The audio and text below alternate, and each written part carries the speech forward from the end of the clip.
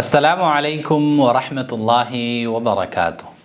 دا غورونو د پاره چې هغیو د ملک نه بهر اوسیږي او دینی مدارسو ته مساجدو ته لاسرسی نه لري او غواړي د هغیو بچیان او یا پخپله د دین د زده کړو سعادت حاصل کړي، نو الحمدلله موږ د تیرو شپږو کالونو راهیسې یو آنلاین اکیډمي کولاوه کړې ده او په هغې کې موږ روزانه درسونه ورکوو. موږ سره ډیر ماشومانو چې د قرآن کریمونه ختم کړه او دا سلسله همداسې جاري ده.